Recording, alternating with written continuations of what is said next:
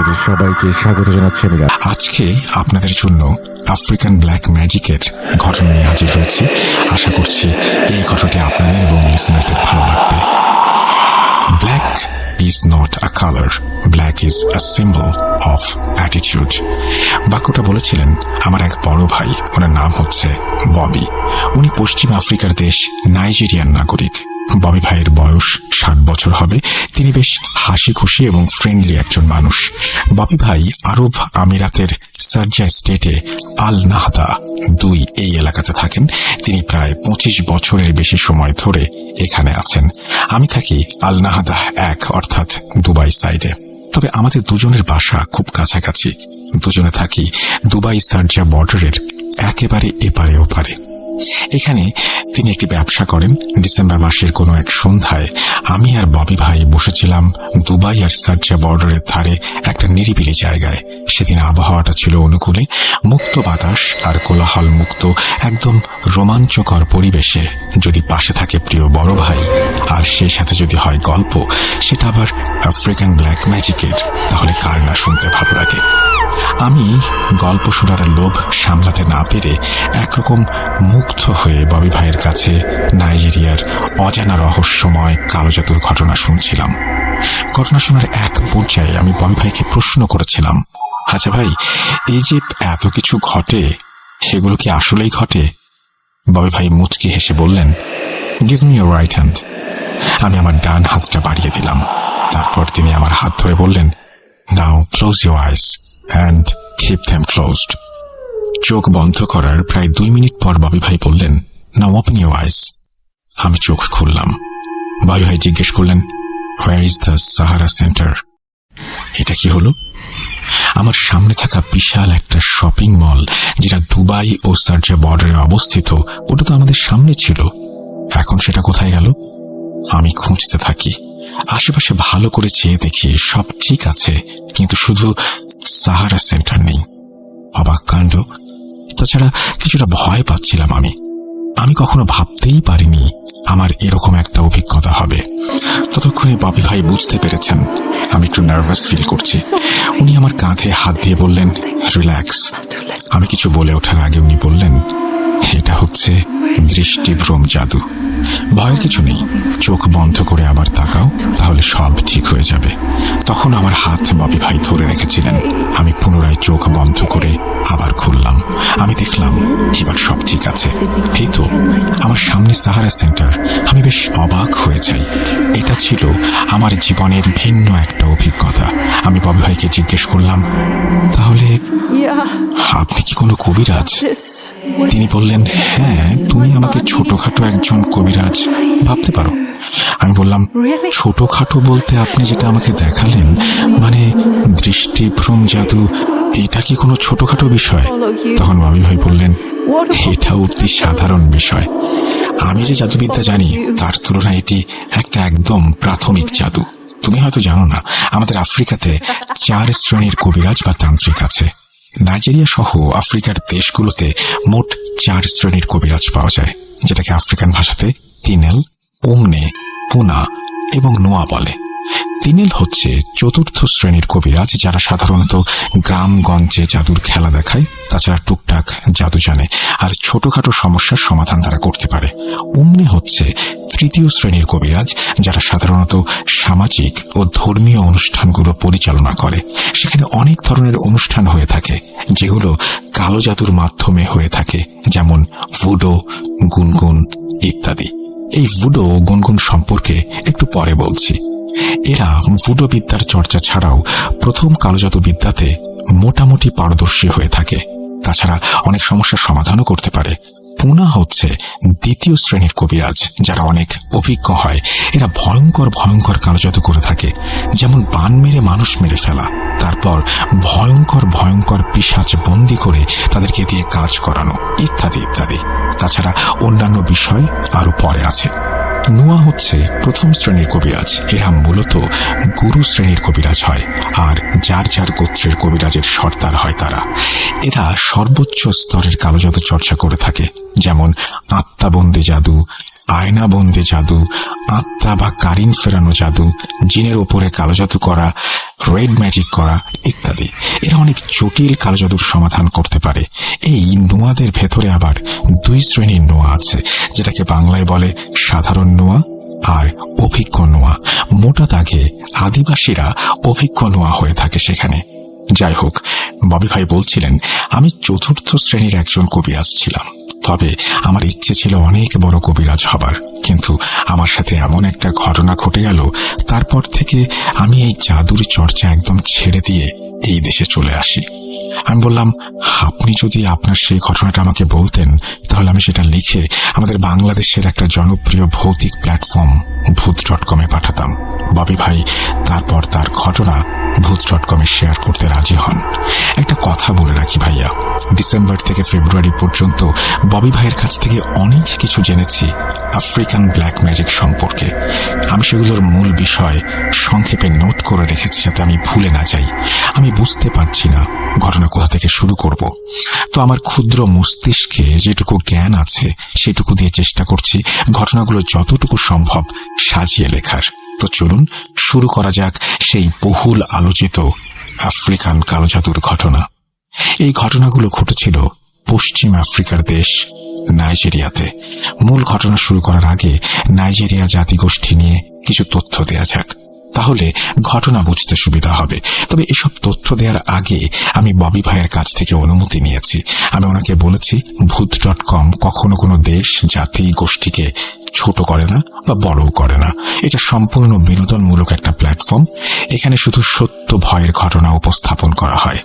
ববি ভাই বলেছেন কোনো সমস্যা নেই, আসলে এই পৃথিবীটা একসময় কুসংস্কারে ভরা ছিল। দিনে দিনে এসবের পরিবর্তন হয়েছে, তবে এখনো অনেক জায়গায় অনেক কিছু চলমান।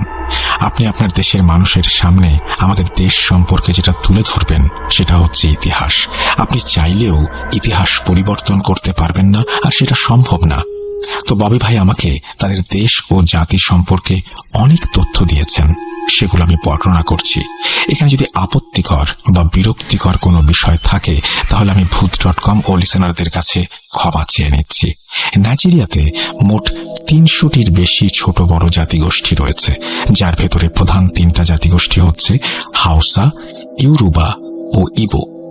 ববি ভাই হচ্ছে একজন ইবো সম্প্রদায়ের লোক, আর উনি খ্রিস্টান ধর্মের। তো এই প্রধান 3 জাতিগোষ্ঠীর ভেতরে হাউসা হচ্ছে সবচেয়ে বড়। নাইজেরিয়ার মোট জনসংখ্যার প্রায় 31% হচ্ছে হাউসা। তারপর ইউরুবা, মোট জনসংখ্যার প্রায় 16% হচ্ছে ইউরুবা। তারপর ইবো, মোট জনসংখ্যার প্রায় 15% ইবো। ইউরোবা ও ইবো সংখ্যায় প্রায় সমান। নাইজেরিয়ার এক এক অঞ্চলে এক এক জাতির প্রভাব রয়েছে।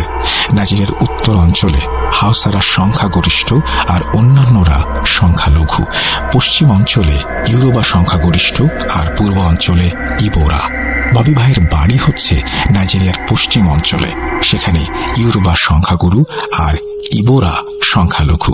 সঙ্গত কারণে আমি জায়গার নাম বলছি না। এই যে বিভিন্ন জাতি, এদের ভেতরে আবার বিভিন্ন ধর্মের মানুষ রয়েছে। এদের পরস্পরের ভেতরে যেমন দ্বন্দ্ব রয়েছে, নিজেদের ভেতরেও অনেক দ্বন্দ্ব রয়েছে।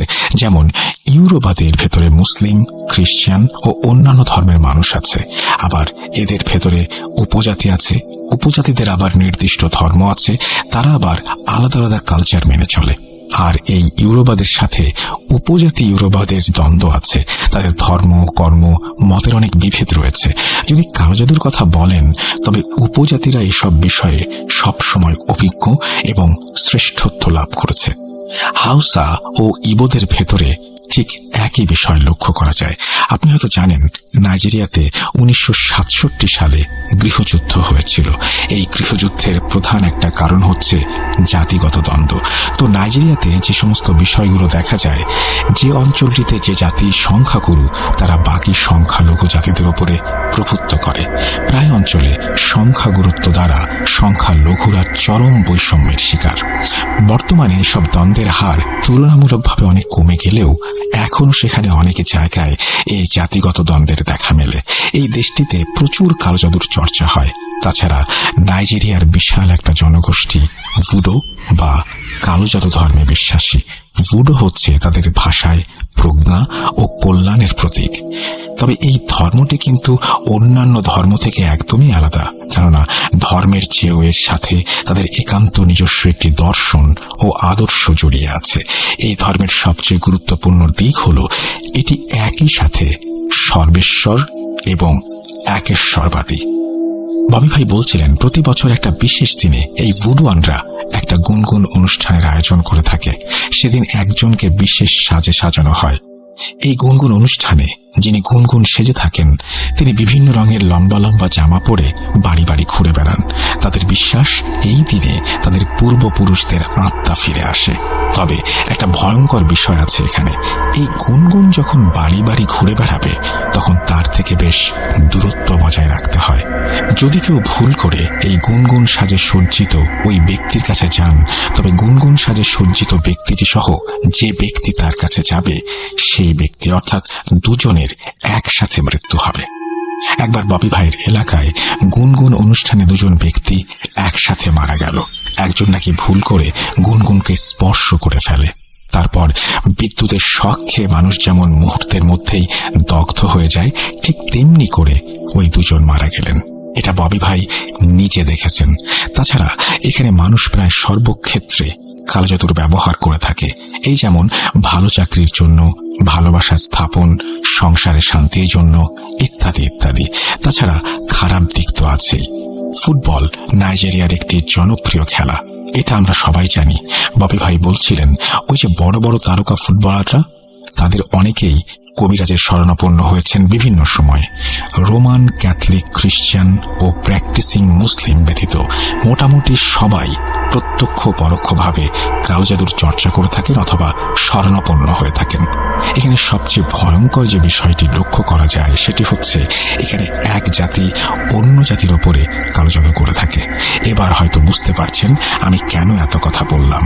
আজকের গল্পের মূল বিষয় হচ্ছে দুই জাতি অর্থাৎ ইউরোবা এবং ইবোদের ভেতরে কালজাদুর লড়াইকে কেন্দ্র করে। এবার মূল ঘটনায় আসা যাক। ববি ভাই তার বর্তমান বয়স হিসাব করে বলেছেন, এই ঘটনার সূত্রপাত তার জানা মতে 1980 দশকের শেষের দিকে একটা সময় হয়ে থাকে। সব পক্ষের শত হাজার বছর ধরে চলমান জাতিগত দ্বন্দ্ব থাকলেও পূর্বের সব ঘটনা যেগুলো কালজাদু সম্পর্কিত ওসব ঘটনা জানা ও বর্ণনা করা সম্ভব না হলেও ওই সময়ের কিছু ঘটনার পুঙ্খানুপুঙ্খ বিবরণ দিতে সক্ষম হয়েছেন ববি ভাই। তো ইবোরা ইউরোবাদের দ্বারা চরম বৈষম্যের শিকার হয়ে তারা সিদ্ধান্ত নেন যে এবার তারা এমন কিছু করবেন যেটা ইউরোবারা সারা জীবন মনে রাখবে। যেহেতু এখানে ইউরোবারা সংখ্যাগুরু, সেহেতু ইবোরা শক্তিতে তাদের সাথে পারবে না। তাই তারা সিদ্ধান্ত নেন তারা ইউরোবাদের ভেতরে যারা তুলনামূলক বেশি ইবো বিদ্বেষী অর্থাৎ উগ্র স্বভাবের, তাদের উপরে কালজাদু করবে।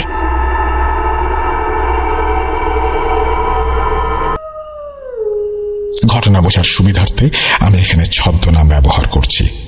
ধরুন কেভিন, সে হচ্ছে ববি ভাইয়ের ইবো গোত্রের একজন প্রধান কবিরাজ বা কবিরাজ সর্দার। এই কেভিন হচ্ছে একজন নুয়া বা অভিজ্ঞ কবিরাজ। এখন ওখানে বসবাসরত যত ইবো আছে সবাই কেভিনের কাছে যায়।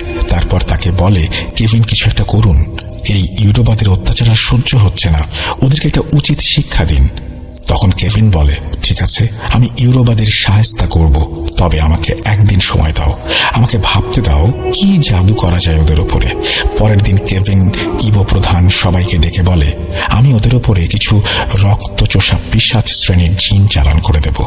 এই পিশাচগুলো ওদের শরীরের সব রক্ত খেয়ে ফেলবে আর ওরা একসময় রক্ত শূন্য হয়ে মারা যাবে। পরবর্তীতে এই কাজটি করা হয়েছিল একটি রিচুয়ালের মাধ্যমে। যেদিন এই রিচুয়াল করা হয় সেদিন কেভিন বিশেষ এক পোশাক পরে। তারপর সন্ধ্যার পরে কেভিন ও তার 12 জন শিষ্য মিলে কেভিনের বাড়ির উঠোনে শুরু করে দেন রিচুয়াল। ঠিক উঠোনের মাঝখানে কেভিন একটা ছাগল এনে সেই ছাগলের গায়ে মন্ত্র পড়ে ফুঁ দিতে থাকেন। তারপর 3টা থালা ছাগলের সামনে রাখেন। 3টা থালার একটা থালার ওপরে কিছু লাল রঙের গুঁড়া অর্থাৎ রং রাখেন, আর একটা থালার উপরে একটা কাঁচের বোতল ভর্তি পানি রাখেন। সেখানে কিসের পানি ছিল তা আসলে জানা যায়নি। ওইদিকে কেভিনের শিষ্যরা ওই ছাগলকে ঘিরে গোল হয়ে অদ্ভুত এক নৃত্য করতে থাকে। মানে শুধু 2 পা নাচিয়ে ওই ছাগলের চারপাশে ঘুরতে থাকে। ওদিকে কেভিন রঙের থালা থেকে রং নিয়ে মন্ত্র পড়ে ছাগলের গায়ে মাখাতে থাকে আর একটু পর পর ওই কাঁচের বোতল থেকে কিছু পানি মুখে নিয়ে ফুস করে ছাগলের দিকে পানি নিক্ষেপ করে। এতে অনেকটা ছড়িয়ে ছিটিয়ে পানিগুলো ছাগলের গায়ে লাগে। এভাবে চলে প্রায় 10 মিনিট। এরপর কেভিন একটা লম্বা ধারালো রামদা নিয়ে আসে আর কেভিনের শিষ্যরা এক ধরনের কাঠের বাদ্য বাজাতে থাকে, যেটা আকারে একটা গোল বাটির মতো হলেও অনেকটা ঢোলের মতো বাজতে থাকে। তারা তখন বাদ্য বাজিয়ে ছাগলটির চারপাশে গোল করে নৃত্য করছে আর সুর করে একটা শব্দ বারবার বলছে। এর অর্থ হচ্ছে হেসো হেসো। এদিকে কেভিন রামদা হাতে নিয়ে ছাগলের সামনে বিভিন্ন অঙ্গভঙ্গি করতে থাকে। কি ভাবছেন? কেভিন এক্ষুনি এই ছাগলটাকে বলি দেবে আর এই বলির মাধ্যমে কোনো একটা জিন চালান করে দেবে তাদের প্রতিপক্ষের ওপর? আমিও এটাই ভেবেছিলাম, কিন্তু আসলে সেটা হয়নি। ববি ভাই বলছিলেন এই যে রিচুয়াল, এর মাধ্যমে একজন শক্তিশালী পিশাচকে বন্দি করা হবে। ওই পিশাচটা এই ছাগলের শরীরে প্রবেশ করতে বাধ্য হবে, তারপর বলি দেয়া হবে ওই ছাগলের ভেতরে থাকা পিশাচকে। যাই হোক, তারা ওভাবে বাদ্য বাজিয়ে নেচে নেচে বলছে সেই একই কথা, এসো এসো এসো, অর্থাৎ ওই পিশাচটাকে ডাকছে। এভাবে চলতে থাকে বেশ কিছুক্ষণ।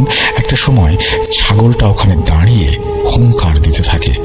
একটা ছাগল কি ধরনের শব্দ ব্যবহার করতে পারে, কিভাবে ডাকতে পারে, সেটা সকলের জানা আছে, কিন্তু ওই ছাগলটা তখন যে ধরনের শব্দ ব্যবহার করছে তাতে মনে হচ্ছে এটা কোনো ভয়ঙ্কর জন্তু হবে।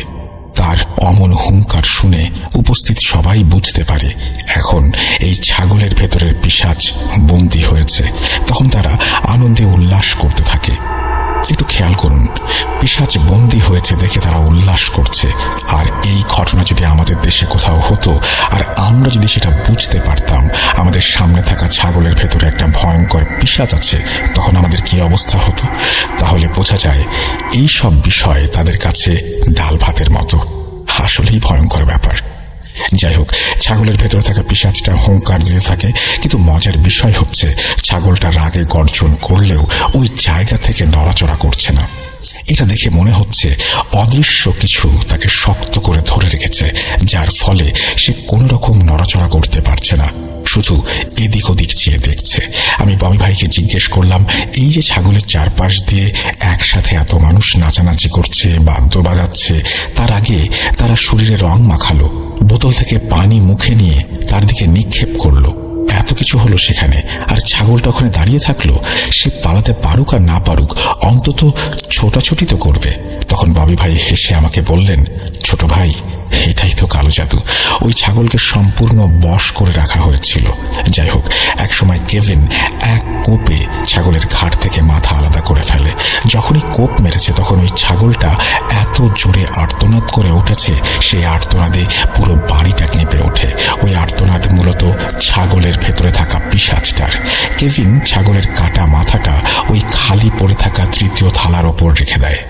ওদিকে ছাগলটা বলি দেওয়ার সাথে সাথে কেভিনের একজন শিষ্য একটা মাটির পাত্র এনে ছাগলের রক্তগুলো ওই মাটির পাত্রে সংগ্রহ করে। তারপর কাঁটা মাথা ও পাত্র ভর্তি রক্ত নিয়ে কেভিন চলে যায় তার ছোট ঘরে। বলে রাখা ভালো, আফ্রিকান কবিরাজদের আলাদা ঘর থাকে, সেখানে তারা তাদের কবিরাজি কর্মকাণ্ড করে থাকে। যাই হোক, পরবর্তীতে জানা যায় ইবোরা যখন কেভিনের কাছে বলে ইউরোবাদের ওপরে কালো জাদু করতে হবে, কার কার ওপরে কালো জাদু করতে হবে সবার নাম নিয়ে কেভিন গত রাতে একজন শক্তিশালী পিশাচ জিনের সাথে কথা বলে। এটা ছিল চুক্তি জাদু। চুক্তি জাদু হচ্ছে জিনের সাথে চুক্তি করে কাজ করানো। প্রথমে কবিরাজ সিদ্ধান্ত নেন কি জাদু করতে চান, তারপর কবিরাজ কাজের ধরন অনুযায়ী সেই জিনকে আহ্বান জানান। যেমন ধরেন, কোনো জিন মানুষের রক্ত খেয়ে ফেলতে পারে, কোনো জিন মানুষকে পাগল বানিয়ে রাখতে পারে, ইত্যাদি ইত্যাদি। কেভিন সিদ্ধান্ত নেন সে উগ্র ইউরোবাদের রক্ত শূন্য করে মারবে, যাতে বিষয়টা সহজে কেউ বুঝতে না পারে। তার ভাবনা অনুযায়ী সে গতরাতে একজন পিশাচকে আহ্বান করে, যে কিনা মানুষের শরীর থেকে রক্ত চুষে খেয়ে ফেলতে পারে। কেভিনের আহ্বানে ওইরকম একটা পিশাচ কেভিনের ডাকে সাড়া দিয়ে তার কাছে আসে। তখন কেভিন ওই জিনকে বলে, আমার একটা কাজ করে দিতে হবে। জিন জিজ্ঞাসা করে, কি কাজ? তখন কেভিন বলে, তোমাকে যাদের নাম বলবো তুমি তাদের রক্ত খেয়ে ফেলবে। এই কাজের জন্য তুমি আমার কাছে কি চাও? তখন জিন বলে, আমি মানুষের রক্ত খেতে পছন্দ করি, এটা ঠিক, তবে এই কাজ করতে হলে তোমাকে দুটো কাজ করতে হবে। কেভিন জিজ্ঞেস করে, কি কি কাজ করতে হবে? তখন ওই জিন বলে, তুমি যেমন তোমাদের শত্রুদের মেরে ফেলতে চাইছো, ঠিক আমিও আমার একজন শত্রুকে হত্যা করতে চাই তোমার মাধ্যমে। একটা কথা, মানুষের ভেতরে যেমন শত্রুতা থাকে, জিনদের ভেতরেও তেমন শত্রুতা আছে। যাই হোক, কেভিন বলে, তোমার প্রথম কাজ আমি করে দেব, মেরে দেব তোমার শত্রুকে, তুমি যাকে মারতে চাও। দ্বিতীয় কাজ কি সেটা বলো? তখন জিন বলে, আমি আমার শত্রুর তাজা রক্ত পান করতে চাই আর তার মাথাটা চিবিয়ে খেতে চাই। কেভিন বলে, ঠিক আছে, তাই হবে। ওই যে ছাগলের ভেতরে থাকে একটা পিশাচ বন্দি করে তাকে বলি দেয়া হলো, ওই বলি হওয়া জিনটা ছিল কেভিনের সাথে চুক্তি করা জিনের শত্রু। তো এভাবেই ইবোদের কবিরাজ সর্দার একটা জিনের সাথে চুক্তি করে ইউরোবাদের ওপরে কালো জাদু করল। পরবর্তীতে নাকি এই জাদুর প্রভাবে ইউরোবাদের অনেকে রক্ত শূন্যতায় ভুগে মারা যায়। কি ভাবছেন, ইউরোবারা কিছু বুঝতে পারেনি? ইবোরা তাদের ওপরে কালো জাদু করেছে এটা ইউরোবারা জেনে যায়, তারপর তারা ইবোদের ওপরে কালো জাদু করে। একটা কথা বলে রাখা ভালো, জাদুবিদ্যায় কেউ কারো থেকে কম না। হাউসা, ইবো, ইউরোবা এই তিন জাতিদের কাছে রয়েছে কালো জাদুর বই। যাই হোক, প্রতিশোধ হিসেবে ইউরোবা ইবোদের ওপরে ভয়ঙ্কর এক কালো জাদু করে। এই জাদুকে বলে আত্মঘাতী কালো জাদু, অর্থাৎ এই জাদু যার উপরে প্রয়োগ করা হবে সে নিজে আত্মহত্যা করে মারা যাবে। সেবার ইউরোবাদের এই জাদুর ফলে নাকি 10 জনের বেশি ইবোরা আত্মহত্যা করেছিল। একসাথে এত মানুষ আত্মহত্যা করছে, এটা কোনো স্বাভাবিক বিষয় ছিল কি? ইবোরা বুঝতে পারে আসলে ঘটনা কি ঘটছে। আমি দুঃখিত, এই জাদু করার নিয়মটা আমি জানতে পারিনি, যেটা আমাকে ববি ভাই বলতে পারেননি। তবে এই জাদু কাটানোর যে প্রক্রিয়া ছিল সেটা ববি ভাই আমাকে বলেছেন। যখন ইবোরা ইউরোবাদের দ্বারা কালো জাদুতে আক্রান্ত হয়ে নিজে নিজের প্রাণ নিতে থাকে, তখন কেভিন বুঝতে পারে তাদের গোত্রের ওপরে ইউরোবারা ওইসব ভয়ঙ্কর জিন চালান করে দিয়েছে, যারা মানুষকে নিয়ন্ত্রণে রেখে আত্মহত্যা করতে বাধ্য করছে। এখন এটার একটা সমাধান দরকার। কি সেই সমাধান, আর সেটা কিভাবে করা হলো এখন বর্ণনা করছি। এর সমাধান হচ্ছে একটাই, আর সেটা হচ্ছে ইউরোবাদের চালান করা জিনদের হত্যা করা। কিভাবে হত্যা করা হলো এখন সেটা জানবো। যেদিন ওই জিনদের কেভিন হত্যা করলো, সেদিন কেভিন আর তার 12 সদস্যের শিষ্যরা সন্ধ্যায় একটা যজ্ঞ করে। যজ্ঞটা করেছিল যেভাবে, কেভিন অনেকগুলো কাঠের পুতুল নিয়ে আসে, আর তার সংখ্যা প্রায় 20টা হবে। তারপরে একটা পুতুলকে উঠোনের মাঝে রেখে ওই পুতুলকে কেন্দ্র করে বাকি পুতুলগুলোকে ওই কেন্দ্রীয় পুতুলের চারপাশে গোল বৃত্ত করে সাজায়। ওদিকে কেভিনের শিষ্যরা এক ধরনের ফুলের পাপড়ি ছিঁড়ে একটু একটু করে প্রত্যেকটা পুতুলের মাথার ওপর রাখে। বাকি পুতুলদের তুলনায় কেন্দ্রীয় পুতুলের মাথায় ফুলের পাপড়ি একটু বেশি রাখে। তারপর কেভিন উপস্থিত সবাইকে বলে, এখন যার যার ঘরে ফিরে যাও, কাল সব ঠিক হয়ে যাবে, আর কেউ আত্মহত্যা করবে না। এই বলে কেভিন তার ছোট ঘরে চলে যায় তার শিষ্যদের নিয়ে। যাই হোক, কেভিন শিষ্যদের নিয়ে চলে যায় সেই রিচুয়ালের ঘরে, বাকি অংশ শুরু করে এবং পুতুলগুলো ওভাবে উঠোনে পড়ে থাকে। আমি ববি ভাইকে জিজ্ঞাসা করলাম, কেভিন ওই ঘরে গিয়ে কি কি করলো? ববি ভাই বললেন, ওখানে বসে বসে সে তার তন্ত্রমন্ত্র পড়ে কিছু ভয়ঙ্কর জিনকে আহ্বান করলো। সেদিন গভীর রাতে নাকি অনেকগুলো আলো এসে এক এক করে ওই উঠোনে থাকা ওই পুতুলদের ভেতরে প্রবেশ করে। তারপর সেগুলো মানুষের মতো করে চলতে শুরু করে এবং এক সময় হাওয়ায় মিলিয়ে যায়। এই দৃশ্য নাকি ববি ভাইয়ের একজন প্রতিবেশী দেখেছিলেন, যেটা তিনি পরবর্তীতে সবাইকে জানিয়েছেন। ওই জিনগুলো কি জিন ছিল আর তারা কিভাবে ইউরোবাদের চালান করা আত্মহত্যা প্রতিরোধ করলো বা বাধা দিল, জিনদের হত্যা করলো, এই বিষয়ে বেশি কিছু জানাতে পারেননি ববি ভাই। তবে এই রিচুয়ালের মাধ্যমে ইউরোবাদের কালো জাদু নষ্ট করতে সক্ষম হয় ইবো কবিরাজদের সর্দার কেভিন। এরপরেও অনেকবার দুই জাতির ভেতরে কালো জাদুর লড়াই চলেছে। দুই পক্ষ দুই পক্ষের ওপরে ভয়ঙ্কর জাদু করেছে, যার অনেক কিছু ববি ভাই আমাকে বললেও সঙ্গত কারণে আমি সেগুলো এড়িয়ে যাচ্ছি। তবে দুই জাতির ভেতরে চলমান কালো জাদুর লড়াইয়ে সবচেয়ে ভয়ঙ্কর জাদু কি ছিল, সেটা কিভাবে করা হলো এবং তার সমাধান কিভাবে এলো, সেটা আমি বর্ণনা করব। বর্ণনা করার আগে কিছু কথা বলে নিতে চাই। সেখানে প্রত্যেকটা জাতির ভেতরে অনেক ধরনের কুসংস্কার রয়েছে। যেমন ইউরোবাদের ভেতরে একটা প্রথা আছে, সেটা হচ্ছে নিজের ইচ্ছাতে বলিদান, অর্থাৎ যিনি বলি হবেন তিনি সম্পূর্ণ নিজের ইচ্ছাতে বলি হবেন। ধরেন যুদ্ধ চলাকালীন সময়ে অনেক দেশের স্বার্থে, দেশের মানুষের স্বার্থে আত্মঘাতী কাজ করেন কেউ। বিষয়টা অনেকটা সেরকম। ইউরোবা নিজেদের জাতি ও গোত্রের স্বার্থে স্বেচ্ছায় নিজের জীবন উৎসর্গ করে থাকেন। তারপর ইবোদের ভেতরে একটা প্রথা রয়েছে, যেমন যমজ বাচ্চা বলি। ধরুন কারো যমজ বাচ্চা রয়েছে, ওই বাবা মা স্বেচ্ছায় তাদের সন্তানকে বলি দিতেন। ওই সন্তানের পিতা মাতার বিশ্বাস তারা অনেক ভাগ্যবান ও ভাগ্যবতী বলে সৃষ্টিকর্তা তাদেরকে জোড়া বাচ্চা উপহার দিয়েছেন। এখন তাদের উচিত এই জোড়া বাচ্চা সৃষ্টিকর্তার নামে উৎসর্গ করা। তারপর হাউসাদের ভেতরে একটা প্রথা রয়েছে, বিশেষ একটা সময়ে একজন নববধূকে বলি দেয়া। প্রথমে কোনো একটা মেয়েকে বলির জন্য নির্বাচন করা হয়, তারপর তাদের ভেতরে একজনের সাথে তাকে বিয়ে দিয়ে সেই বধূকে বলি দেয়া হয়। এগুলো সবকিছু ছিল কালো জাদুর অন্তর্ভুক্ত। এক সময় সেখানে ব্রিটিশদের পদার্পণ হয়। তখন ব্রিটিশ শাসন আমলে এসব প্রথার ঘোর বিরোধিতা শুরু করে ব্রিটিশরা। তারপর সেটা মোটা দাগে বন্ধ করতে সক্ষম হলেও এখনো অনেক জায়গায় অতি গোপনে এই সব কর্মকাণ্ড চলে বলে জানিয়েছেন ববি ভাই। যাই হোক, ববি ভাই বলছেন ইবো এবং ইউরোবাদের ভেতরে অনেকবার কালো জাদুর লড়াই চলেছে, যেটা এখনো অর্থাৎ এই 2025 সালে এসেও চলমান। আর ভেতরে ইউরোবারা আমাদের ইবোদের ওপরে এমন এক ভয়ঙ্কর কালো জাদু করে বসল, যেটার ফলে অনেক ইবো মারা গেল আর ওই জাদু কাটাতে অনেক বেগ পেতে হয়েছিল। একদিন সকালবেলা হঠাৎ করে কেভিনের রক্ত বমি শুরু হয়। খবর পেয়ে সবাই কেভিনের কাছে ছুটে গেলাম আমরা। যে দেখি ঘর থেকে শুরু করে পুরো উঠোন জুড়ে শুধু রক্ত আর রক্ত। অবাক করা বিষয় হচ্ছে, কেভিন এভাবে বমি করছে আর তার বমির সাথে শুধু তাজা রক্ত বের হচ্ছে, কিন্তু কেউ তাকে ধরছে না। তাকে ধরে হাসপাতালে নেবে সেটা না করে সবাই দাঁড়িয়ে দাঁড়িয়ে তামাশা দেখছে। আমরা কেভিনকে ধরার জন্য এগিয়ে গেলে কেভিন আমাদেরকে বলে, আমার থেকে দূরে থাকো, আমাকে তোমরা বাঁচাতে পারবে না, আমি এক্ষুনি মারা যাব। তার এমন কথা শুনে আমরা বেশ অবাক হই, সেই সাথে মর্মাহত হই। আমরা কেভিনকে জিজ্ঞেস করি, এসব কি করে হলো? তখন কেভিন বলে, ইউরোপরা করেছে, এবার আমরা কেউ বাঁচতে পারবো না। যাই হোক, কেভিন নিষেধ করা সত্ত্বেও আমরা এক প্রকার জোরপূর্বক তাকে ধরাধরি করে হাসপাতালে নেয়ার জন্য রওনা হলে হাসপাতালে নেয়ার আগে সে মারা যায়। সেদিন আমাদের পুরো ইবো গোত্রে এক শোকের ছায়া নেমে আসে, কেননা কেভিন ছিল ইবো কবিরাজ সর্দার। কেভিনের লাশ তার ধর্ম অনুযায়ী দাফন করা হয়।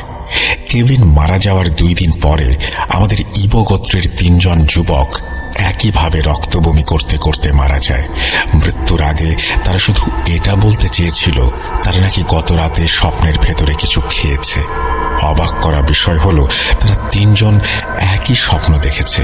তাদের দেখা স্বপ্নটা ছিল এমন, তারা 3 জন একসাথে কোনো একটা ভোজনে গিয়েছে, সেখানে পেট ভরে মাংস খেয়েছে। তারপর তাদের ঘুম ভেঙে যায় পেটের যন্ত্রণায়। মূলত স্বপ্নে মাংস খাওয়ার পর থেকে শুরু হয় পেটে ব্যথা। তারপর ব্যথা ক্রমে বাড়তে থাকে। একসময় সেটা তীব্র থেকে তীব্রতর হয়, আর এক পর্যায়ে শুরু হয় রক্ত বমি। তো এভাবে কেভিন সহ 4 জন মারা যাওয়ার পরে ইবোদের ভেতরে আতঙ্ক ছড়িয়ে পড়ে। তারা বুঝতে পারে এবার ইউরোবারা তাদের ওপরে ভয়ঙ্কর কালো জাদু করেছে। তখন ইবোরা মরিয়া হয়ে ওঠে এই কালো জাদু থেকে বাঁচার জন্য। তারা ছুটে যায় বড় বড় ইবো তান্ত্রিক কবিরাজের কাছে।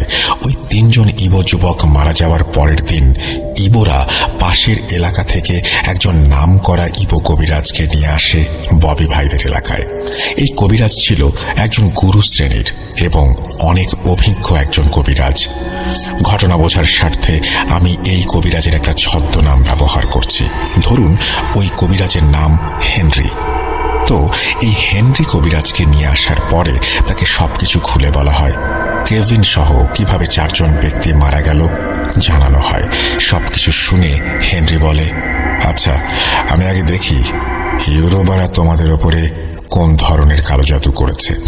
তারপর হেনরি ওই সময়ে একটা আসন পেতে বসেন।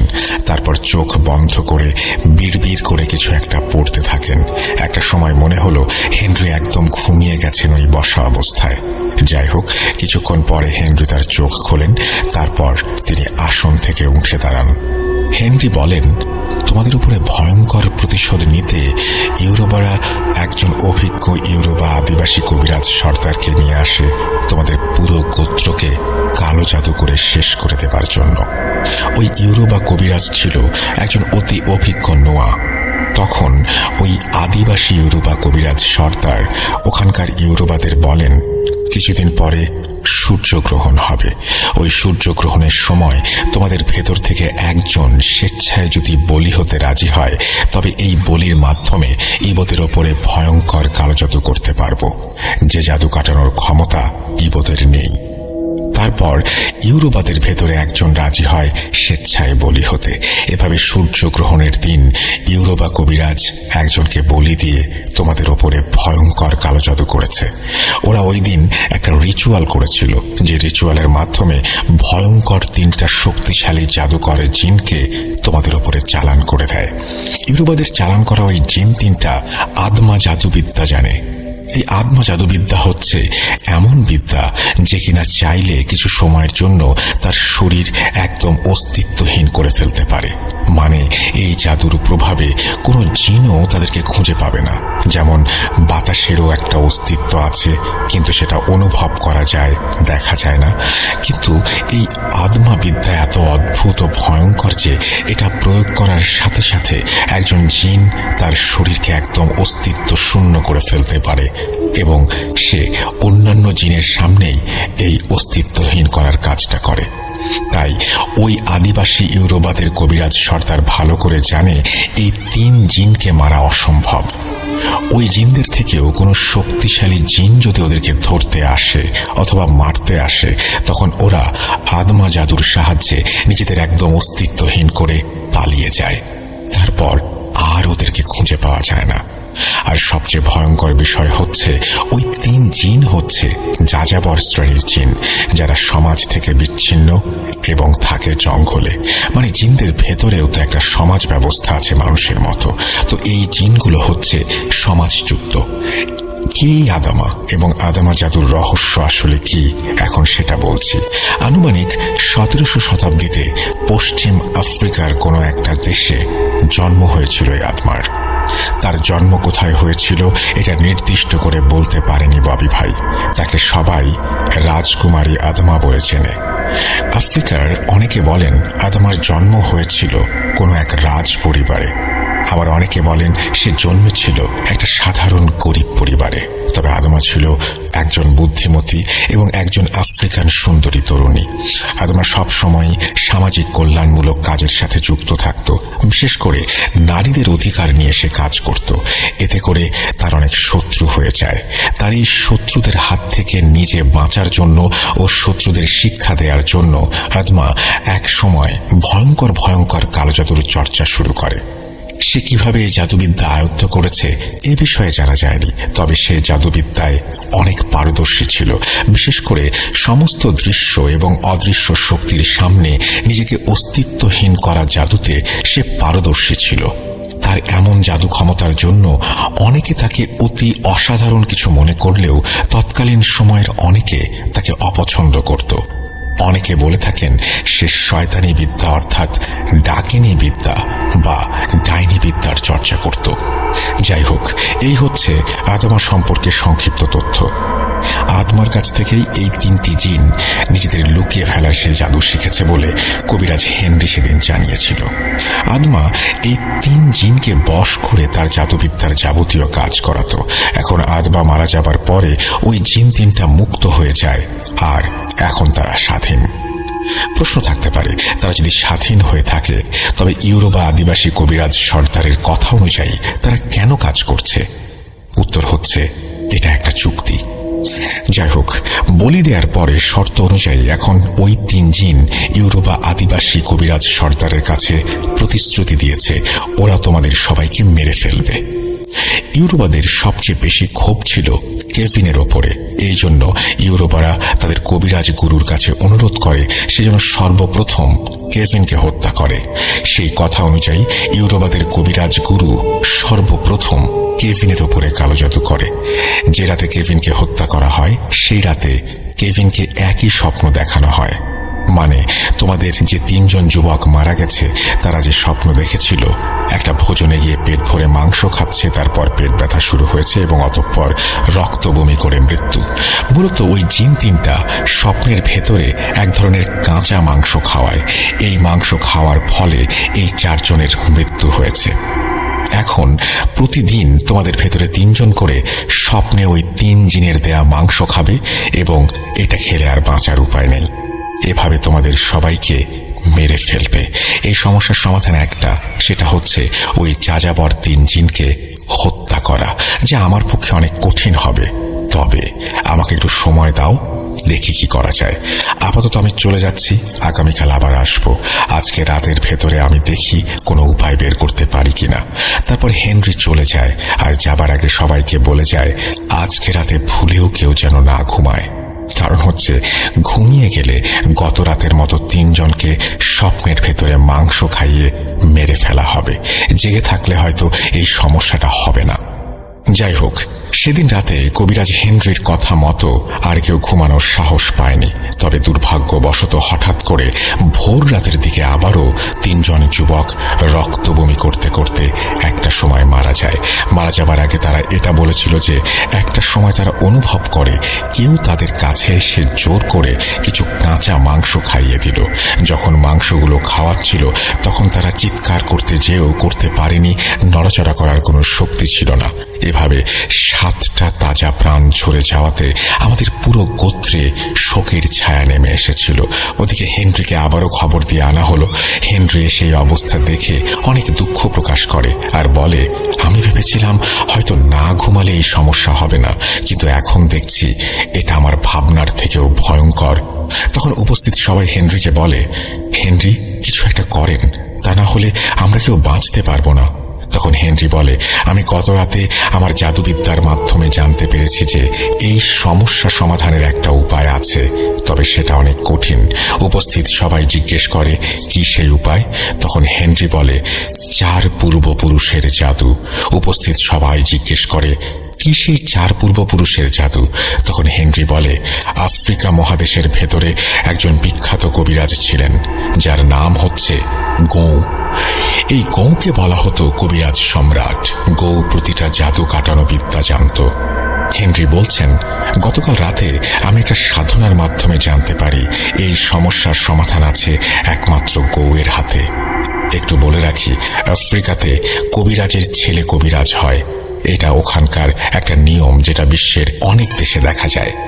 তো এই গৌয়ের পূর্বপুরুষেরা কবিরাজ ছিল। তো বংশ পরম্পরায় গৌ একজন কবিরাজ হয়ে ওঠে।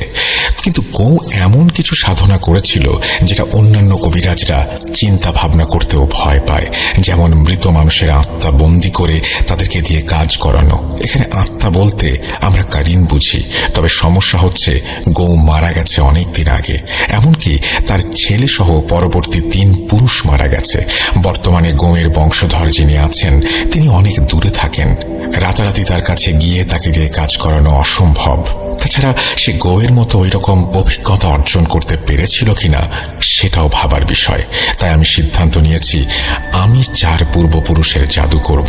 উপস্থিত সবাই তখন হেনরিকে জিজ্ঞেস করে কি সেই 4 পূর্বপুরুষের জাদু? তখন হেনরি বলে, আমি গৌয়ের আত্মা ফিরিয়ে আনবো আর সেই আত্মার কাছ থেকে জেনে নেব এই সমস্যার সমাধান। তবে এই কাজটা করা মোটেও সহজ নয়। গোয়ের আত্মা ফেরাতে হলে আমাকে তার পরবর্তী 3 পুরুষের আত্মা ফেরাতে হবে। মানে গোয়ের আত্মা ফেরাতে হলে প্রথমে গোয়ের নাতির ছেলের আত্মা ফেরাতে হবে, তারপর গোয়ের নাতির ছেলের আত্মার ওপর ভর করে গোয়ের নাতির আত্মা ফেরাতে হবে, সেই আত্মার উপরে ভর করে গোয়ের ছেলের আত্মা ফিরবে, তারপর সেই আত্মার উপরে ভর করে গোয়ের আত্মা ফিরবে। এটাকে বলে ম্যাজিক অফ 4 অ্যানসেস্টার্স, অর্থাৎ 4 পূর্বপুরুষের জাদু। এই 4 পূর্বপুরুষের জাদু কিভাবে করা হয়েছিল আর আত্মা কিভাবে ফিরেছিল সেটা বর্ণনা করার আগে আমি কিছু কথা বলতে চাই, কেননা এই বিষয় নিয়ে তর্ক হতে পারে। আমি চাই না আমার জন্য ভূত.com এইরকম কোনো পরিস্থিতিতে পড়ুক। তাই এরকম কিছু যাতে না ঘটে সেই বিষয়ে সতর্ক থাকা আমার দায়িত্ব। দেখুন, আমরা মুসলিম, তাছাড়া এই শো যারা শোনেন তার সিংহভাগ মুসলিম। আমরা বিশ্বাস করি মানুষ মারা গেলে তার রূহ বা আত্মা বারজাকের জীবনে চলে যায়, সেখান থেকে আত্মা ফিরে আসার কোনো সুযোগ নেই। আর আমরা এটাও জানি যে আমাদের সকলের সাথে একটা করে কারিন জিন থাকে। এই কারিন জিন আমাদের সকলের জন্মের সাথে আমাদের সাথে যুক্ত হয়ে যায়। আমাদের মৃত্যু হলেও এই কারিন জিন কিন্তু বেঁচে থাকে। কতদিন বেঁচে থাকে এই বিষয়ে আমি আসলে জানি না, তবে সে বেঁচে থাকে। আমরা অনেক ঘটনার মাধ্যমে জেনেছি যে কারিন জিন হাজির করা হয়েছে বা অনেকে এই কারিনের সাহায্যে কাজ করেছেন। মূল বিষয় হচ্ছে নির্দিষ্ট কিছু প্রক্রিয়ার মাধ্যমে কারিন জিন হাজির করা যায় আর এই কারিন জিনকে দিয়ে কাজ করানো যায়। আমরা যেটাকে কারিন জিন হিসেবে জানি, আফ্রিকানরা অথবা অন্যান্য অনেক দেশের মানুষ সেটাকে স্পিরিট বলে। আমি ববি ভাইকে দেখেছি, উনি যখন কিছু খান বা পান করেন, ধরুন উনি একটা সফট ড্রিঙ্ক নিলেন, সেটা খুলে ছোট ছোট করে 4 ফোঁটা ড্রিঙ্ক মাটিতে ফেলে তারপর তিনি সেটা পান করবেন। এর কারণ আমি জানতে চাইলে উনি আমাকে বলেছেন যে উনি বিশ্বাস করেন ওনার 4 পূর্বপুরুষেরা এখনো এই দুনিয়াতে আছে, যারা প্রতিনিয়ত ওনাদের চারপাশে থাকে। যাই হোক, এখন এই ঘটনার মূল পর্ব 4 পূর্বপুরুষের জাদু সেটা বর্ণনা করছি। সেদিন হেনরি কিছু সময়ের জন্য চলে যায়, তারপর সে আরো 5 জন অভিজ্ঞ কবিরাজকে সাথে করে ফিরে আসে। সেই সাথে কিছু জিনিস নিয়ে আসে। তার ভেতর ছিল 4টি কবুতর, কিছু পাখির পালক, 4টা মানুষের খুলি, কিছু রং, মোমবাতি ইত্যাদি। হেনরি বলেছেন, সূর্য যখন একদম মাথার উপরে থাকবে, অর্থাৎ ভর দুপুর, ঠিক তখন আমি আমার সহকর্মী এই 5 বন্ধু আমাদের রিচুয়াল শুরু করব। আমাকে একটা ফাঁকা জায়গা দিতে হবে, সেখানে আমরা ছাড়া আর কেউ যেন না আসতে পারে, সেই বিষয়ে আপনাদের খেয়াল রাখতে হবে। ববি বলছেন, হেনরির কথা মতো তাকে কেভিনের বাড়িটা ছেড়ে দেয়া হয় আর আমরা দূর থেকে হেনরির কর্মকাণ্ড লক্ষ্য করছি। তো সূর্য যখন একদম মাথার ওপরে, তখন হেনরি কবুতর 4টাকে জবাই করে প্রত্যেকটা কবুতরের রক্ত আলাদা আলাদা করে রাখে। তারপর হেনরি সেই 4টা মানুষের খুলি বের করে, এক একটা খুলির ওপরে একটি করে কবুতরের রক্ত ঢেলে দেয়। রোদের তাপে কিছুক্ষণ পরে খুলিগুলোর রক্ত শুকিয়ে যায়। তারপর হেনরি কিছু পাখির পালক আগুনে পুড়িয়ে সেটা ছাই করে নেয়। সেই ছাইয়ের সাথে কিছুটা রং মিশিয়ে সামান্য পানি দিয়ে সেটাকে এক ধরনের কালির মতো বানিয়ে ফেলে। তারপর রোদে শুকিয়ে যাওয়া রক্ত মাখা মাথার খুলিগুলোর ওপরে আঙুলের সাহায্যে কিছু একটা লিখতে শুরু করে হেনরি। এক সময় এক এক করে 4টা মাথার খুলির ওপরে লেখা শেষ হলে আবারও খুলিগুলো কিছুক্ষণ রোদে শুকিয়ে নেয় হেনরি। খুলিগুলো শুকিয়ে গেলে হেনরি সহ বাকি কবিরাজরা সেই 4টি মাথার খুলি নিয়ে কেভিনের সেই কবিরাজি করার জন্য যে ঘর, সেই ঘরে চলে যায়। তারপর সেখানে সবাই মিলে শুরু করে একটি যজ্ঞ। ববি ভাই বলছেন, ওই দিন ওই 6 কবিরাজ একটা মালসার ভেতরে আগুন জ্বালিয়ে সেই আগুনের পাত্রের পাশে এই 4টি মানুষের মাথার খুলি রেখে তন্ত্র মন্ত্র পড়তে থাকে এবং তাদের জানা জাদুবিদ্যা সব জাহের করতে থাকে। সেদিন দুপুর থেকে সন্ধ্যা পর্যন্ত এই 6 জন কবিরাজ এই রিচুয়াল করেছিল। এতে করে নাকি এই 4 পুরুষের আত্মা পূর্ণ শক্তি পেতে সক্ষম হয়েছিল। একটা কথা বলে রাখা ভালো, এই যে 4টি মানুষের মাথার খুলি, এগুলো মূলত ওই কবিরাজদের ভেতরে কোনো একজনের 4 পূর্বপুরুষের মাথার খুলি ছিল, যেমন বাবার, দাদার, দাদার বাবার এবং তার বাবার। কেননা এই ম্যাজিক সম্পূর্ণ করতে হলে এমন 4টা মানুষের খুলির প্রয়োজন, যা হতে হবে 4 পূর্বপুরুষের মাথার খুলি। যাই হোক, সন্ধ্যা পর্যন্ত টানা যজ্ঞ শেষ করে হেনরি এবং বাকি কবিরাজরা বাইরে চলে আসে। তারপর হেনরি আমাদের সবাইকে ডাকে। আমরা হেনরির কাছে গেলে হেনরি আমাদের বলে, আপনারা দয়া করে কেউ ঘর থেকে বের হবেন না। সূর্য ডোবার সাথে সাথে আমি আমার আসল কাজ অর্থাৎ 4 পূর্বপুরুষের আত্মা ফেরানো জাদু শুরু করব। বাইরে পরিবেশটা তখন অস্বাভাবিক হয়ে যেতে পারে। সবার কাছে মনে হতে পারে প্রচন্ড ঝড় তুফান হচ্ছে। দয়া করে কেউ ভয় পাবেন না, আর ভুলেও এই উঠানের চারপাশে কেউ আসবেন না। যদি কেউ আসেন তবে নিজ দায়িত্বে আসবেন, কেননা তারা চরম ক্ষতির সম্মুখীন হতে পারেন। হেনরির কথা শোনার পরে আমরা তাকে আশ্বস্ত করি যে আমরা কেউ আসবো না এখানে, আপনি আপনার কাজ চালিয়ে যান। সেদিন সূর্য ডোবার পরে শুরু হয় আসল কাজ। ববি ভাই বলছেন আমরা তখন আড়াল থেকে দেখতে থাকি হেনরি কি করছেন। তাছাড়া এই সমস্যা সমাধানের পরে হেনরি আমাদের সবকিছু খুলে বলেছিল। আমি ঘটনার ধারাবাহিকতা বজায় রাখার জন্য সেটা এখন বলছি যে কিভাবে করা হয়েছিল, কি করা হয়েছিল এই 4 পূর্বপুরুষের আত্মা ফেরানোর সময়। সেদিন হেনরি উঠোনের মাঝখানে একটি কাপড় বিছিয়ে সেখানে সেই 4টি মানুষের মাথার খুলি রাখে। তারপর সেই খুলি বরাবর 4টি দাগ কেটে দেয়, মানে 4টি খুলির সামনের দিকে একটি করে সরল রেখা টানে।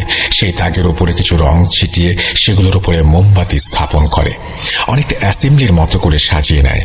এরপর সেই মোমবাতিতে আগুন জ্বালিয়ে হেনরি সহ বাকি কবিরাজরা খুলিগুলোর সামনে দিয়ে এক লাইনে বসে পড়ে। তারপর সবাই মন্ত্র পড়া শুরু করে। ঘন্টার পর ঘন্টা মন্ত্র পড়েই যাচ্ছে তারা। বেশ কিছুক্ষণ মন্ত্র পাঠ করার পরে চারপাশে ঝড় উঠতে থাকে। মনে হচ্ছে এখনই সব লণ্ডভণ্ড করে দেবে। অবাক করা বিষয় হচ্ছে এত বাতাসের ভেতরেও মোমবাতিগুলো ঠিকই জ্বলছে। একটি ভয়ঙ্কর পরিবেশ সৃষ্টি হয় তখন। এভাবে ঝড় বাতাস চলাকালীন সময় প্রথম সারির মোমবাতিগুলো এক এক করে নিভে যায়। তারপর তার কয়েক সেকেন্ড পরে একটি আলো এসে প্রবেশ করে প্রথম খুলির ভেতরে। আলোটি যখন প্রথম খুলির ভেতরে প্রবেশ করেছে তখন সব কবিরাজ একসাথে দাঁড়িয়ে যায়। তারপর তারা সুরেলা কণ্ঠে একটি লাইন বলতে থাকে, যার বাংলা অর্থ হচ্ছে তোমার পিতাকে নিয়ে এসো। এভাবে কিছুক্ষণ গান গাওয়ার পর ওই আলোটি আবার ওই খুলি থেকে বেরিয়ে চলে যায়। তার কয়েক মিনিট পরে দ্বিতীয় লাইনের মোমবাতি সব এক এক করে নিভে যায়। তারপর একটি আলো এসে দ্বিতীয় মাথার খুলির ভেতর প্রবেশ করে। ওই আলোটি যখন দ্বিতীয় খুলির ভেতরে প্রবেশ করে তখন সব কবিরাজ আবারও একই সুরে সেই গান গাইতে থাকে। তার কিছুক্ষণ পরে আবারও একই ঘটনা ঘটে। আলোটি খুলি থেকে বের হয়ে যায়। তৃতীয় লাইনের মোমবাতিগুলো এরপর সব নিভে যায়। আরেকটি আলো এসে তৃতীয় মাথার খুলিতে প্রবেশ করে। প্রবেশ করার সাথে সাথে কবিরাজরা সেই একই গান আবারও গাইতে থাকে। তার কিছুক্ষণ পর আবার সেই তৃতীয় আলোটি খুলি থেকে বেরিয়ে যায়। তৃতীয় খুলিটি যখন ওখান থেকে চলে যায় তারপর পরিবেশটা আরো বেশি ভয়ঙ্কর হয়ে ওঠে। মনে হচ্ছে এক্ষুনি সব লণ্ডভণ্ড হয়ে যাবে। চারপাশ জুড়ে তখন প্রচন্ড বাতাস বইছে। এমন সময় চতুর্থ লাইনের মোমবাতিগুলো নিভে যায় এবং একে একে 4টি আলো 4টি খুলিতে প্রবেশ করে। যখনই ওই আলো খুলিগুলোর ভেতরে প্রবেশ করেছে তখন আবার সেই কবিরাজরা উঠে দাঁড়ায় এবং সবাই একসাথে বলতে থাকে, হে মহাত্মা, বাঁচাও আমাদেরকে বাঁচাও। এইভাবে বেশ কিছুক্ষণ চলার পরে ওই 4টি মানুষের মাথার খুলি মানুষের মতো কথা বলে ওঠে। ওরা বলে, তোদের এত বড় সাহস, আমাদের বিরক্ত করিস। তখন হেনরি বলে, আমাদের ক্ষমা করে দাও, আমরা যে বড় অসহায়, আমাদের আর কোনো পথ খোলা ছিল না, আমরা বাধ্য হয়ে তোমাদেরকে ডেকেছি। তারপর ওই 4 পূর্বপুরুষের সাথে কবিরাজ হেনরির অনেক কথা হয়। অবশেষে হেনরি সক্ষম হয় তাদের শান্ত করতে। এক পর্যায়ে চতুর্থ খুলির যেটার ভেতরে গোঁয়ের আত্মা ছিল সে বলে, আমাদের কেন ডেকেছিস সেটা বল। তখন হেনরি সবকিছু খুলে বলে কিভাবে ইউরোবারা ইবোদের ওপরে কালো জাদু করেছে আর এই সমস্যার সমাধান কি সেই বিষয়ে গোঁয়ের কাছে তারা জানতে চায়। সবকিছু শুনে গোঁ বলে, এই সমস্যার সমাধান হচ্ছে আয়না জাদু। তারপর গো হেনরিকে বলে দেয় কিভাবে সেই আয়না জাদু করতে হবে, আর গো এটাও বলে দেয় আজকে রাতে কোন 3 যুবক মারা যাবে। তাদেরকে যদি বাঁচাতে চায় তাহলে তাদেরকে পানির ভেতরে রাখতে হবে। এই জিনের জাদু পানিতে কাজ করে না। ওরা 3 জন যেন আজকে সারা রাত পানির ভেতরে কাটিয়ে দেয়, তাহলেই বাঁচতে পারবে। এরপর সে বলে, আর তুই আগামীকাল আয়না জাদু প্রয়োগ করবি। এই আয়নার ভেতরে তাদেরকে বন্দি করে হত্যা করবি। পুরো প্রক্রিয়াটি কিভাবে করতে হবে সেটা গো হেনরিকে শিখিয়ে দেয়। তারপর সেই মানুষের মাথার খুলিগুলো থেকে একে একে 4টি আলো উড়ে চলে যায়। এভাবেই শেষ হয় 4 পূর্বপুরুষের জাদু। সবকিছু সম্পন্ন হওয়ার পর হেনরি সবাইকে আবারও ডাকে। আমরা তার কাছে গেলে সে সবকিছু খুলে বলে। তারপর সেই 3 জন যুবককে, যাদেরকে আজকে রাতে মেরে ফেলা হবে, তাদেরকে একটি পুকুরে রাত কাটাতে বলা হয়। হেনরির কথা মতো ওই 3 জন যুবক সারা রাত পুকুরের পানিতে কাটিয়েছিল। পরের দিন বিকেলে হেনরি একা আসে, সাথে 3টা আয়না নিয়ে। হেনরিকে দেখে আমরা সবাই তার কাছে এগিয়ে গেলাম। তখন হেনরি বলে, আমাদের কোনো সমস্যা হয়েছে কিনা? আমরা তাকে বলি, না, আজকে আর কোনো সমস্যা হয়নি। যাই হোক, সেদিন বিকেল থেকে হেনরি একটা রিচুয়াল শুরু করে, যেটা কেভিনের উঠোনে বসে সে করেছিল। রিচুয়ালটা মূলত একটি পূজা পাঠ ছিল, যেটা সঙ্গত কারণে আমি বর্ণনা করতে চাই না। সেদিন সূর্য ডোবার পরে হেনরি একটি গণ্ডি কেটে বসে। তার সামনে ছিল 3টি আয়না। সেই 3টি আয়না সামনে রেখে মন্ত্র পাঠ করতে থাকে। কিছুক্ষণ মন্ত্র পাঠ করার পরে একসাথে 3টি আলো এসে সেই 3টা আয়নার ভেতরে প্রবেশ করে। তারপর হেনরি একটা ছুরি দিয়ে একটি আয়নার ভেতরে আঘাত করে। যখনই সে ছুরি দিয়ে আয়নার ভেতরে আঘাত করে, তখন প্রচন্ড একটি আর্তনাদের শব্দ ভেসে আসে। ববি ভাই বলেছেন, ওই আর্তনাদের শব্দটা এত জোরালো ছিল, যেমনটা খুব নিকটে বজ্রপাত হলে হয়। উপস্থিত সবার কানের পর্দা ফেটে যাবার মতো অবস্থা হয়েছিল। এভাবে একে একে 3টি আয়নাকে হেনরি আঘাত করে ছুরি দিয়ে, আর প্রত্যেকবার ওইভাবে আর্তনাদের শব্দ ভেসে আসে। এটা শেষ করার পরে হেনরি আমাদের সবাইকে ডাকে এবং সে বলে, সমস্যার সমাধান হয়ে গেছে। আজকে থেকে তোমরা সবাই ইউরোবাদের কালো জাদু থেকে মুক্তি পেলে।